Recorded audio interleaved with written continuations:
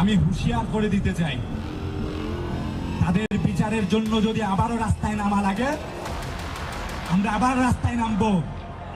এখনো তারা ষড়যন্ত্র করছে, সাবধান করে দিতেছি, সাবধান হয়ে যাও। এক সপ্তাহ তোমাদেরকে আলটিমেটাম দিয়ে দিলাম, এক সপ্তাহ আলটিমেটাম, তারপরকে তোমাদেরকে দেখে নিব। যতক্ষণ বেঁচে আছি তারপরে তোমাদেরকে। হিন্দু সন্ত্রাসীদেরকে বলবো, এটা গুজরাট নয়, এটা বাংলাদেশ।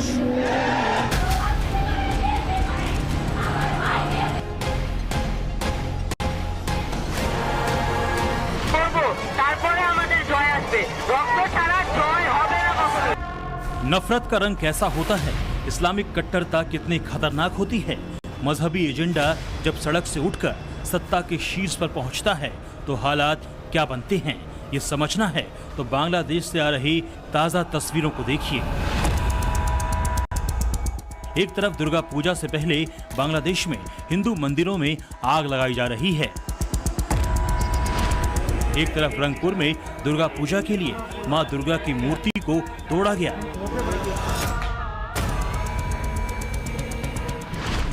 एक तरफ लाल मोनीर हाट में मंदिर को तोड़ दिया गया, एक तरफ नारेल में कई मूर्तियों पर हमला किया गया, एक तरफ पाबना के दुर्गा मंदिर में इस्लामिक कट्टरपंथियों का अटैक झेला और दूसरी तरफ बांग्लादेश की यूनिट सरकार वहां के हिंदुओं को झूठ भरे सुहाने सपने दिखाते हुए बता रही है कि इस बार का दुर्गा उत्सव पिछली बार से भी अच्छा होगा। वाह, यानी पहले अपने देश के अल्पसंख्यक हिंदुओं को दर्द और तकलीफ दो और फिर उस तकलीफ का सरेआम मखौल उड़ाओ।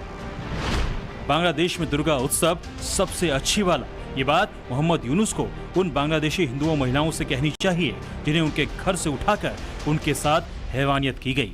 ये बात मोहम्मद यूनुस को उन बांग्लादेशी हिंदू परिवारों को कहनी चाहिए जिनके बच्चों को कट्टर भीड़ ने सरेआम मार डाला। ये बात मोहम्मद यूनुस को उन हिंदुओं से कहनी चाहिए जिनके मंदिर, मकान, दुकान सब जला दिए गए। और जब उनकी बात बांग्लादेशी हिंदू मान लें, इसके बाद यूनुस साहब को ये झूठ दुनिया को बेचना चाहिए।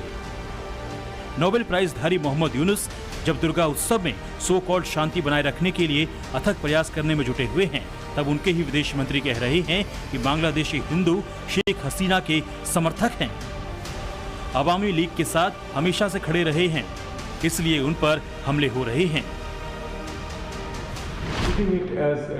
Anti-Hindu agitation or anti-Hindu action would be utterly wrong.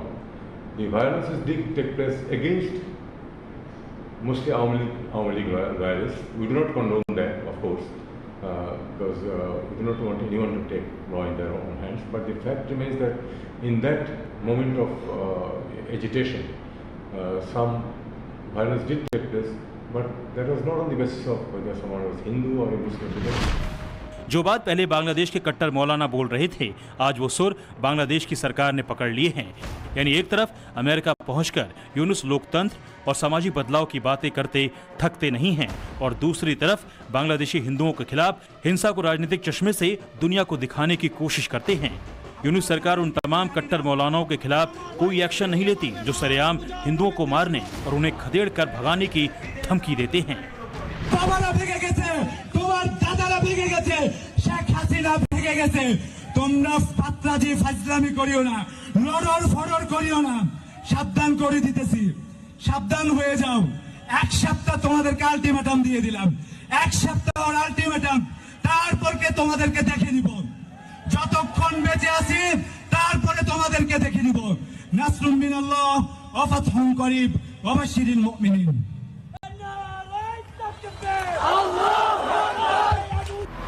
पहले गणेश चतुर्थी और अब दुर्गा उत्सव। बांग्लादेश में तख्ता पलट के बाद हिंदू त्योहार कैसे नफरत की आग में जलाए जा रहे हैं, ये पूरी दुनिया देख रही है।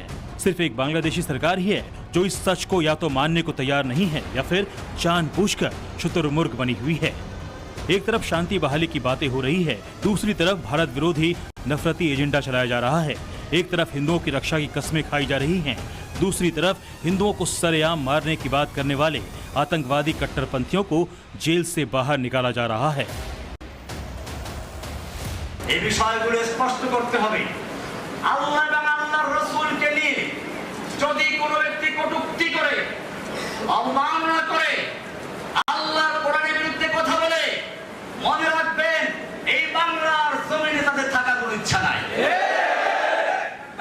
ইচ্ছা হলো বিদেশ যাওয়া, বিদেশ যাওয়ার জন্য তারা এগুলো করে। কাজে আমি বলছি না বাংলাদেশের তাওহীদি জনতা জেগেছে, ওদেরকে একবার চিরস্থায়ী বিদেশ পাঠিয়ে দেবে। ভাইয়েরা আমার, আজকে আমাদের মনে রাখতে হবে, এই জাগরণকে ধরে রাখতে হবে। এরপরে যদি কোনো চক্রান্ত শুরু হয়, আজকে যেভাবে ওলামায়ে কেরাম, তলাবায়ে ইলম, স্কুলের ছাত্র, মাদ্রাসার ছাত্র, তাওহীদি জনতা একাত্র হয়ে ময়দানে নেমেছিল, ঠিক এই ঐক্যবদ্ধতাকে ধরে রাখতে হবে। কিয়ামত পর্যন্ত যদি আমরা এরকম থাকতে, ইসলামকে কেউ ধ্বংস করতে পারবে না ইনশাআল্লাহ। मजहबी कट्टरता का ये जहर अब नफरती मौलानाओं से होता हुआ बांग्लादेश के आम मुसलमान के दिमाग तक भी पहुंच गया है। खुलेआम दुर्गा पूजा के खिलाफ नारेबाजी की जा रही है, सड़क पर निकलकर हिंदू घृणा के नफरती बोल बोले जा रहे हैं। আমাদের পূর্বপুরুষরা হিন্দু ছিল, আমরা ট্রান্সফর্ম হয়ে আমরা এখানে মুসলিম হয়েছি। কাজেই আমাদের দাদারা যখন হিন্দু ছিল তখন তারা যেভাবে তাদের ইসলামের সৌন্দর্যকে তারা দেখে ইসলাম ধর্ম গ্রহণ করেছিল, আমাদের মুসলমানদের একটা সৌন্দর্য আছে, আমাদের বিউটি আছে, that is the beauty of Islam. তো আমরা মনে করি যে এই যে বিউটি অফ ইসলাম, আমাদের জায়গায় আমরা আমাদের ধর্ম পালন করব, তাদের জায়গায় তারা ধর্ম পালন করবে। আমরা তাদের পূজা মণ্ডপ রক্ষা করব, আমরা সেখানে যাবো যাতে কেউ সেখানে হামলা করতে না পারে, তাদের পূজা মণ্ডপে যাতে কেউ হামলা করতে না পারে, আমরা এখানে যারা আছি আমরা সেখানে রক্ষা করব। এবং আমাদের যে মাঠ, নির্ধারিত মাঠ, সেখানে যেন কেন অনুপ্রবেশ করে আমাদের মাঠকে যেন কেউ অপবিত্র না। बांग्लादेश में जब गणेश चतुर्थी के मौके पर हिंदू मंदिरों पर हमले हुए तब भी कोई कुछ नहीं बोला। अब जब दुर्गा उत्सव से पहले उसी तरह की धमकियां हिंदुओं को दी जा रही है, तब भी सबके मुंह सिले हुए हैं। एक फोरम है जिसका नाम है माइनॉरिटी राइट्स फोरम। आप देखिए वो बांग्ला भाषा में जो है उन्होंने ये बकायदा डॉक्यूमेंट को इशू किया है और उसमें कहा जा रहा है कि तख्ता पलट के बाद 122 ऐसे हमले हैं जो हिंदू परिवारों पर हुए हैं और यहाँ पर लिखा हुआ है संख्यालघु अधिकार आंदोलन, यानी कि ये माइनॉरिटी राइट्स मूवमेंट है और ये तमाम लोगों के वो नाम है जिन पर हमले हुए, जिनके घरों पर आगजनी की गई और तोड़ दिया गया घर और साथ ही क्षति भी पहुंची है कई ऐसे इलाके में जहां पर हिंदू परिवार रहते हैं। 122 घटनाएं तो वो हैं जो अब तक रिपोर्ट की गई हैं, पर यह संख्या इससे कहीं ज्यादा हो सकती है। डर के साए में जी रहा हिंदू समुदाय अपनी जान बचाने के लिए अपने साथ हो रही बर्बरता के बारे में कुछ नहीं बोल रहा। फिलहाल आज के हालात ये हैं कि बांग्लादेश में जमातियों के कस्ते शिकंजे में हिंदू आबादी के सामने धार्मिक संकट है, अस्तित्व बचाए रखने का संकट है, सांस्कृतिक संकट है, आर्थिक और सामाजिक संकट है। ঈমান আনছে কি মন্দির পাহারা দেওয়ার জন্য নাকি? এটা কি এতটুকু গায়রত নাই আমাদের? মুসলিম হইছি ঈমান আনছে আল্লাহর জন্য। ইব্রাহিমের চেতনা ছিল মূর্তি ভাঙার চেতনা। আর আজকে কি কয়? মাদ্রাসা ছাত্ররা গিয়ে কি পাহারা দিবে? हालात यह है कि हिंदुओं से उनके त्यौहार मनाने के लिए जजिया टैक्स वसूला जा रहा है। कट्टरपंथी दुर्गा पूजा पंडालों से 5 लाख टका यानी 5 लाख रुपए की मांग कर रहे हैं। इन मुस्लिम कट्टरपंथियों का ये फतवा दुर्गा पूजा की हर कमेटियों को भेजा जा रहा है और धमकी दी जा रही है कि 5 लाख टका देने ही पड़ेंगे। कमेटी के अलावा आम हिंदू नागरिकों को भी ऐसी धमकी भरी चिट्ठियां भेजी जा रही हैं, जिसमें उनसे पूजा करने के बदले पैसों की मांग की जा रही है। बांग्लादेश में दुर्गा पूजा से पहले हिंदू परिवारों में तनाव का माहौल है। पहले ही हमने देखा है किस तरह से कट्टरपंथियों ने दुर्गा पूजा कमेटी को एक धमकी भरी चिट्ठी भेजी थी कि उन्हें 5 लाख की जो है रकम उनको देनी होगी, वरना वो दुर्गा पूजा नहीं मना पाएंगे। लेकिन अब जो है कुछ और तस्वीरें सामने आ रही है जहां पर ये देखने को मिल रहा है कि कुछ युवकों को जो है ये धमकी भरी चिट्ठी भेजी जा रही है और 1 लाख की जो है डिमांड की जा रही है। वैसे ही ये वाकया सामने आया है बांग्लादेश के सोनामुखी इलाके में, जहां पर एक युवक को 1 लाख की जो है डिमांड रखी गई और ये कहा गया कि अगर वो पैसा नहीं देता है तो वो दुर्गा पूजा नहीं मना पाएगा। यानी बांग्लादेश का हिंदू अपने अस्तित्व के लिए आर या पार की लड़ाई लड़ रहा है। वो एक ऐसे देश में है जहां अब इस्लामिक कट्टरपंथ का दीमक जड़ों तक पहुंच गया है और धीरे धीरे सब कुछ तबाह कर रहा है। वो एक ऐसे देश में है जहां उनकी रक्षा के लिए उनकी सरकार भी उनके साथ खड़ी नजर नहीं आ रही है। वो एक ऐसे देश में है जहां सरेआम उसे आतंकवादी कहा जा रहा है। হিন্দু সন্ত্রাসীদেরকে বলবো এটা গুজরাট নয়, এটা বাংলাদেশ। আমি হিন্দুদের বলবো এটা দিল্লি নয়, এটা বাংলাদেশ। আমি বলবো এটা ইন্ডিয়া নয়, এটা শাহজালালের পুণ্যভূমি বাংলাদেশ। এখানে আপনি আমার ভাইকে পিটিয়ে মারবেন আর পূজার নামে দেশি অস্ত্র আমাদেরকে দেখাবেন। যদি আমাদের সাথে আপনারা খেলতে চান মাঠে আসেন, আমরা খেলার জন্য। जब इन धार्मिक कट्टरों को पता है कि उनको बांग्लादेशी सरकार की शय है तो वो हिंदुओं को खुले मंचों से धमकी देने से क्यों डरेंगे। इसका दूसरा उदाहरण देखिए। 10 सितंबर को बांग्लादेश का गृह मंत्रालय आदेश जारी करता है जिसमें तालिबानी आदेश दिया जाता है कि अजान और नमाज से 5 मिनट पहले दुर्गा पूजा से जुड़े अनुष्ठान और साउंड सिस्टम बंद कर दिए जाएंगे। अब इसे ही आगे बढ़ाते हुए दुर्गा पूजा से जुड़ी एक इंस्ट्रक्शन दी गई। हिंदू दुर्गा पूजा के वक्त किस समय पर क्या करेंगे, ये सब कुछ अब इसी टाइट शेड्यूल के हिसाब से तय किया जाएगा। हिंदू समाज भी समझ गया है कि अभी नहीं तो कभी नहीं, अगर आज इस हिंसा के खिलाफ कुछ नहीं बोला गया तो उनकी आने वाली पीढ़ियों को उनके ही देश में इस नफरत का शिकार होना पड़ेगा। इसीलिए कट्टरपंथियों के हमले के खिलाफ हिंदू समुदाय 4 अक्टूबर को ढाका में विशाल रैली करने वाला है। समझना मुश्किल नहीं बांग्लादेश किधर जा रहा है। कहीं ऐसा ना हो जिसे दुनिया में घूमकर मोहम्मद यूनुस बांग्लादेश का नया वर्जन बता रहे हैं, उस नए वर्जन को लेकर आने वाली पीढ़ी लानत भेजे। फिलहाल तो सबसे बड़ा संकट बांग्लादेश में अल्पसंख्यकों और खासकर हिंदुओं के सामने है, क्योंकि मौलानाओं और जमातों के जहरीले टारगेट पर यही आबादी है। कैसे मैंने ये जलेबी चखी, मैंने प्रियंका को सीधा मैसेज मारा। आज मैंने अपनी लाइफ में सबसे अच्छी जलेबी खाई है। इसमें हरियाणा के एक व्यक्ति का खून पसीना है। होना क्या चाहिए कि ये जो आपकी जलेबी है पूरे हिंदुस्तान में जानी चाहिए और उसके बाद बाकी देशों में, अमेरिका में, जापान में अलग अलग रूप लेते हुए इसको दूसरे देशों में जाना चाहिए। मान लो इनकी दुकान में आज 100 लोग काम करते हैं, तो अगर इनकी जलेबी बाकी हिंदुस्तान में जाएगी, बाकी दुनिया में जाएगी, तो शायद उनकी फैक्ट्री में एक दिन 10,000, 20,000, 30,000, 50,000 लोग काम कर सकें। अब हम ये तो नहीं कहेंगे कि ये बातों की जलेबी छानना है, लेकिन हरियाणा के चुनाव के मैदान में राहुल गांधी के इन शब्दों पर बीजेपी को स्वाद आ गया है। जलेबी वो फैक्ट्री में बना रहा है, उसको यही नहीं पता। कल वो जलेबी की बात कर रहे थे, जलेबी कहते फैक्ट्री में बनती। कौन सी फैक्ट्री है अभी जिसमें जलेबी, कौन सी फैक्ट्री में जलेबी बनती है? वो हलवाई की दुकान में। और ये कह दिया भी ये जलेबी से 10,000, 20,000, 50,000 लोगों को नौकरी मिलेगी जलेबी ते। ਹੁਣ ਮੈਨੂੰ ਦੱਸੋ ਕਿਹੜੀ ਜਲੇਬੀ ਤੇ ਕਿਹੜੀ ਹੈ ਜੀ ਜਿੱਤੇ 50,000 ਲੋਕਾਂ ਨੂੰ ਸਿੱਧੀ ਜਲੇਬੀ ਹੋਏਗੀ। कोरोना की जलेबी को अमेरिका भेजा जाएगा, इसके बारे में जलेबी कैसे बनती है इसकी समझदारी बहुत जरूरी है। अच्छा होता तुमने चिट लिखा है थोड़ा प्रॉपरली फ्रेम करते। राहुल जी होमवर्क नहीं करते हैं, आपने कई बार मेरा टीवी पर कमेंट सुना होगा। बीजेपी भले राहुल गांधी की समझदारी पर यकीन न करती हो, लेकिन राहुल गांधी जलेबी को वोटों की जलेबी बनाने की तैयारी पूरी करके आए थे। राहुल गांधी ने जलेबी का डब्बा एक हाथ से ऐसे हवा में लहराया जैसे वो संविधान की किताब लहराते रहे हैं।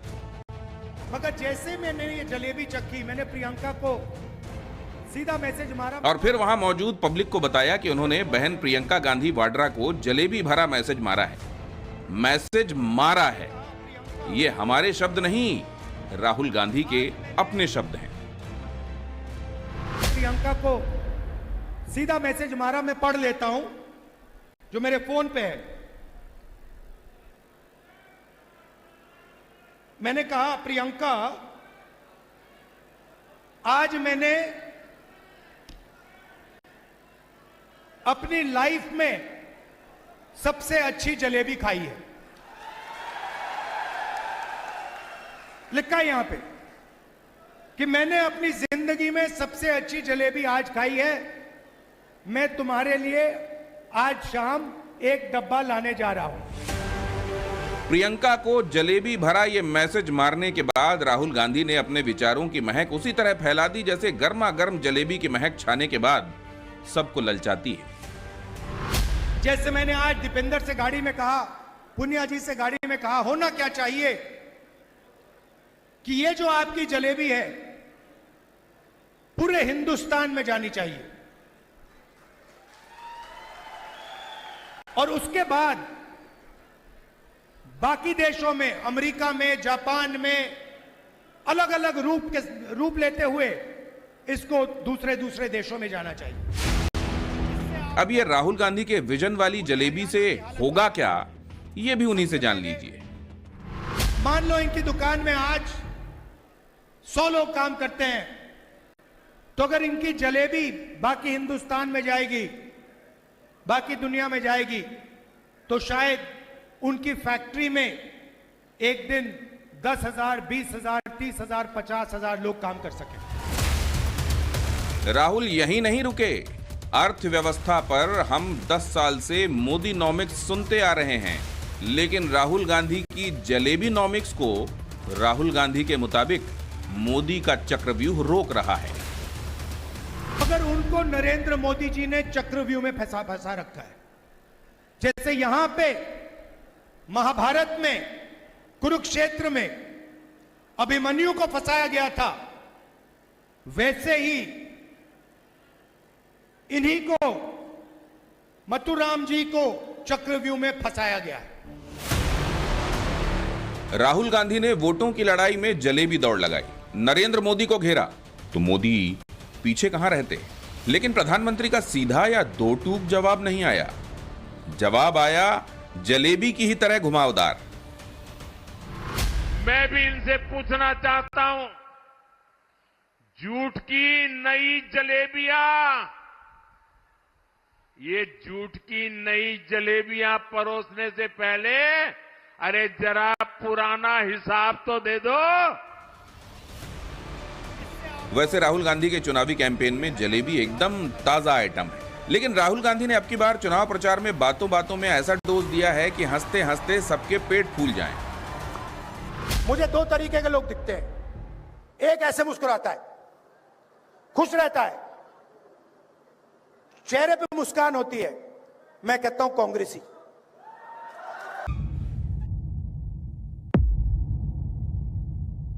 साईं कोई भगवान नहीं है और ना कोई गुरु है, ना कोई संत है।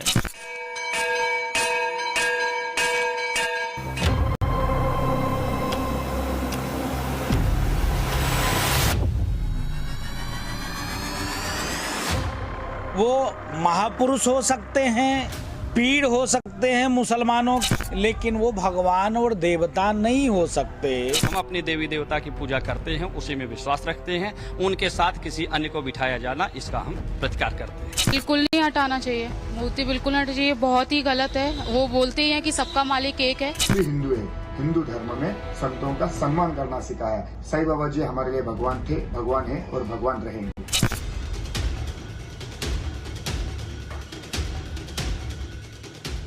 सनातन के मंदिरों में साईं बाबा की मूर्ति को लेकर एक नई बहस छिड़ी हुई है। लाइन एक है, क्या साईं बाबा की मूर्ति को हिंदुओं के आराध्य देवी देवताओं के बीच रखना सही है? दरअसल इस बहस की शुरुआत हुई वाराणसी से। चर्चाएं बहसों में बदलीं और बहसें विवाद में अटक गईं। अब इस पूरे मामले में साधु संतों ने भी मोर्चा खोल दिया है। अयोध्या के साधु संतों ने देश के सनातनियों से अपील की है कि अपने घरों, मठ, मंदिरों से साईं बाबा की प्रतिमा को हटा दें। अब सारी बहस इस बात को लेकर है, क्या साईं बाबा को भगवान की जगह दी जा सकती है? क्या साईं बाबा वाकई भगवान हैं? साधु संतों का साईं बाबा को लेकर विरोध क्यों है? संत समाज का दावा है कि साईं कोई भगवान नहीं है। साईं बाबा पीर फकीर हो सकते हैं, लेकिन भगवान तो बिल्कुल नहीं। और इसी बात को लेकर बहस उत्तर प्रदेश, मध्य प्रदेश और राजस्थान में साईं बाबा को लेकर जारी बहस में दोनों पक्ष अपने अपने तरीके से अलग अलग तर्क दे रहे हैं। वाराणसी में सनातन रक्षक सेना ने मंदिरों से साईं बाबा की मूर्तियां हटाने को लेकर अभियान छेड़ दिया, जिसमें कहा जा रहा है कि अब तक 14 मंदिरों से साईं बाबा की प्रतिमा हटाई गई है। वाराणसी में लोगों का क्या कहना है इस पूरे मुद्दे पर, सुनिए। मंदिरों में साईं की मूर्ति को लेकर इस वक्त पूरे देश में बहस छिड़ी हुई है। क्या मंदिरों में साईं की मूर्तियां लगाई जानी चाहिए या नहीं लगाई जानी चाहिए, इसे लेकर सनातन समाज क्या सोचता है, जो साईं भक्त हैं वो क्या सोचते हैं, काशी के लोग क्या सोचते हैं, हम सीधे उनसे ही बात करने की कोशिश करेंगे। हमको किसी अन्य धर्म से कोई दुराव नहीं है, किसी के मानने से कोई दुराव नहीं है, लेकिन हम अपने देवी देवता की पूजा करते हैं, उसी में विश्वास रखते हैं। उनके साथ किसी अन्य को बिठाया जाना, इसका हम प्रतिकार करते हैं। बिल्कुल सही कदम है, क्योंकि सनातन धर्म में देवी देवताओं की पूजा होती है। अब फकीर हैं वो ठीक है, फकीर हैं, कोई सिद्धि है किसी मंत्र की, उनको भगवती दे करके वो किसी को स्वस्थ कर देते हैं। तो ये ताकतें तो सामान्य सी बात है कि हम सिद्धि, कोई मंत्र है उसको सिद्ध कर लिए हम, पर हम ईश्वर भगवान तो नहीं हो जाएंगे। किसी के धर्म में नहीं जा रहे हैं इंटरफेयर कर, तो हमारे धर्म में भी इंटरफेयर नहीं करना चाहिए किसी को। हम नहीं जा रहे हैं और धर्म में जा करके कि मंदिर का स्थापना कर रहे हैं, भगवान राम का स्थापना कर रहे हैं, माता दुर्गा का स्थापना कर रहे हैं, तो हमारे मंदिर में, हमारे सनातन धर्म के मंदिर में जहाँ हम लोग की आस्था है, विश्वास है, वहाँ पर क्यों किया जा रहा है। तो पूरी बहस 3 बिंदुओं पर है कि क्या साईं बाबा का जिक्र हिंदू धर्म ग्रंथों में है, सनातन मंदिरों में आखिर देवताओं के साथ साईं बाबा की पूजा कैसे शुरू हुई। हाल के कुछ वर्षों में जितने भी नए मंदिरों का निर्माण हुआ, उनमें से ज्यादातर मंदिरों में साईं बाबा की मूर्ति स्थापित कर दी गई। शिरडी के साईं बाबा के नाम से व्रत, उपवास और धार्मिक विधान कैसे शुरू कर दिए गए, जबकि सनातन धर्म के संत, महंत, धर्मगुरु इस बात को लेकर लगातार आपत्ति जताते रहे और उसकी वजह भी गिनाते रहे। हिंदुस्तान की जो जनता है भोली भाली है, वो तुरंत बहकावे में भी आ जाती है। तो मठ मंदिरों में लालच बस है, कितने समिति बना बना के लोगों ने बैठाना शुरू किया। उस समय भी जगतगुरु स्वरूपानंद जी, शंकराचार्य जी महाराज ने इसका विरोध किया कि ये बिल्कुल गलत है और शास्त्रों में कहीं इसका वर्णन नहीं, कोई जिक्र नहीं, कोई अवतार नहीं, कोई संत नहीं, कोई भगवान नहीं। बहुत सारे संतों ने भी और वर्तमान में जितने संत हैं सब इसका विरोध करते आए। हालांकि साधु संतों की ये बात तर्क सम्मत है कि सनातन धर्म के शास्त्रों में साईं बाबा का जिक्र नहीं है, लेकिन बात आस्था की है। सनातन पंथियों का एक धड़ा ऐसा है जो साईं बाबा को पूजता है। हालांकि शिरडी के साईं बाबा के चमत्कार की ये ब्रांडिंग सदियों पुरानी नहीं है। अगर देखें तो साईं भक्ति वाली लहर पिछले 30-40 सालों में ही चलाई गई है और इतने ही सालों में महाराष्ट्र के एक छोटे से गांव शिरडी में हर साल पहुंचने वाले साईं भक्तों की संख्या 6 करोड़ हो चुकी है और सालाना चढ़ावा 500 करोड़ के पार जा चुका है। अलग अलग राज्यों से भक्त साईं के दर्शन करने के लिए साईं धाम पहुंचते हैं। शिरडी पहुंचे साईं भक्तों का इस पूरे मुद्दे पर क्या कहना है, उसे सुनिए। बाबा ने कभी किसी को अपना जात धर्म नहीं बताया है। बाबा ने एक सबको कहा है कि सबका मालिक एक, और इसी तौर पर इस पर ही पूरे भारत में बाबा के जो भक्त है, जिसकी उसकी आस्था है, आपको अगर कोई कार्ड प्ले करना है तो आप अपना पर्सनल लेवल पे अपना कार्ड प्ले कीजिए। हमारे जो आस्तिक धार्मिक जो स्थल है, हमारे जो मंदिर मठ है, उसको टारगेट ना करें। हिंदू समाज में बाबा के प्रति एक बहुत दृढ़ आस्था है कि बाबा हम सबके हैं, और अगर आप एक अलग नजरिए से देखेंगे तो बाबा की जो यहाँ पे विधिवत पूजा होती है वो हिंदू रीति रिवाज से ही होती है। और जितना चढ़ावा शिरडी में हर साल चढ़ता है, उतना सनातन धर्म से जुड़े किसी और मंदिर में नहीं चढ़ता, आंध्र प्रदेश के तिरुपति मंदिर को छोड़कर। लेकिन बात आस्था की है और आस्था तर्क या धर्म की सीमाओं को नहीं मानती। दिलों की आस्था की बातें हैं कि हम लोग इतने सालों से जिनको अपने मानते हैं, उसको ऐसे कैसे भजना बंद कर दे। मतलब अभी अचानक से उनको बोल दिया कि हमें उनको नहीं भजना है, इट इज नॉट राइट ना। चाइल्डहुड से हमने देखा है उनको देखते हुए भगवान के तौर पे, तो हम कैसे छोड़ दें। हमारी नज़र में जो भगवान की तरह है, हम जो मान देते हैं, हमारी नज़र में वही रहेगा। तो उनकी मूर्ति मंदिर में रखना चाहिए, नहीं रखना चाहिए? श्रद्धा से हम रखते हैं इसलिए रखना चाहिए। उसकी पूजा पाठ हम पहले से करते हैं इसलिए करनी चाहिए। हमारी आस्था तो है कि जैसे भगवान का आस्था पहले से थी वैसी रहनी चाहिए। हालांकि काशी में सनातन रक्षक सेना साधु संतों की सहमति से साईं बाबा की प्रतिमाओं को मंदिरों से हटाने का अभियान छेड़े हुए है। साईं बाबा की पूजा का मुखर विरोध दिवंगत शंकराचार्य स्वामी स्वरूपानंद सरस्वती ने किया था। स्वामी स्वरूपानंद ने साईं बाबा की पूजा को हिंदू धर्म के खिलाफ बताया था। साईं बाबा की पूजा करने वाले तर्क ये देते हैं कि साईं बाबा हिंदू मुस्लिम एकता के प्रतीक थे, लेकिन सच ये है कि खुद मुस्लिम साईं बाबा के दर्शन नहीं करते, क्योंकि इस्लाम में मूर्ति पूजा के लिए कोई जगह नहीं। हालांकि ऐसे तर्क क्या वास्तव में साईं बाबा को लेकर सनातन आस्था को कम कर पाते हैं? मंदिरों से साईं की मूर्ति को हटाए जाने को लेकर मध्य प्रदेश की राजधानी भोपाल में लोग क्या कहते हैं? आपने जो पूछा है कि अगर साईं बाबा की मूर्ति कहीं लगी है तो उसको हटाने की आवश्यकता नहीं है। वो भी एक बड़े संत है और संतों की मूर्तियां भी अगर है तो रहने देना चाहिए। अप्रॉक्स 90% मंदिरों में साईं बाबा की मूर्ति है। अब उनको संत महात्मा के रूप में हम मान सकते हैं, उनको हटाना तो उचित नहीं है। जिनकी पूजा कर रहे हैं उनको हम क्यों हटाएंगे? कुछ लोगों ने कह दिया वो ऐसे हैं वो ऐसे हैं, इस कारण हम हटा देंगे क्या? बिल्कुल नहीं हटाना चाहिए, कहीं से नहीं हटाना चाहिए। जहाँ से हटाया वहाँ वापस लगाना चाहिए। अगर वो मुस्लिम है तो उन्हें हटा दिया जाए, क्योंकि हमारे धर्म पर आस्था पारंपरिक रूप से जुड़ी हुई है। तो क्या सनातनियों की साईं के प्रति आस्था के पीछे एक बड़ी वजह सनातन धर्म का समावेश यानी सबको साथ लेकर चलना भी है? क्या साईं की मूर्ति को मंदिर में रखने और न रखने की बहस के पीछे आस्था का एक अलग पक्ष भी है? लखनऊ के इंदिरा नगर इलाके में साईं बाबा का एक बड़ा मंदिर है। इस मंदिर में गुरुवार को बड़ी संख्या में लोग आते हैं। यहां पहुंचे भक्तों से साईं बाबा की प्रतिमाएं हटाए जाने पर टाइम्स नाउ नवभारत ने बात की। वाराणसी के तमाम मंदिरों से साईं की मूर्तियों को हटाया जा रहा है। ये काम वहां पे सनातन रक्षक दल कर रहा है। अब तक 14 मंदिरों से मूर्तियां हटा दी गई हैं। इस वक्त हम लखनऊ के साईं मंदिर में हैं। यहाँ पे आप देख सकते हैं साईं भगवान की जो है यहाँ प्रतिमा लगी है, मूर्ति लगी है। तमाम जो लोग हैं वो भी यहाँ पहुंच रहे हैं और दर्शन कर रहे हैं। हटाना है तो लखनऊ के मल्टीप्लेक्स, बार, होटल्स हटाइए। आस्था का कोई क्राइटेरिया नहीं होता है।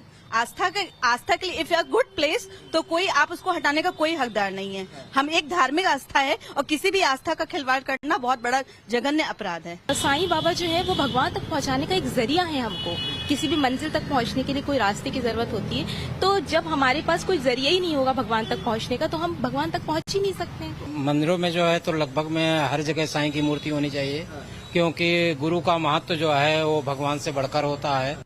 सनातन धर्म में संतों को पूजने की परंपरा पुरानी है, लेकिन सवाल यह है कि सनातन के दर्शन को समृद्ध करने वाले आदि शंकराचार्य या रामानुजाचार्य की पूजा क्या कोई सनातनी करता है, और इस रूप में करता है जिस तरह से शिरडी वाले साईं बाबा की पूजा होती है? शायद नहीं। दरअसल माना यह जाता है कि शिरडी के साईं बाबा के चमत्कारिक तस्वीर को गढ़ने में और आगे बढ़ाने में फिल्मों और सीरियल्स की भूमिका बड़ी रही। चमत्कार के तमाम दावे इन्हीं के जरिए किए गए।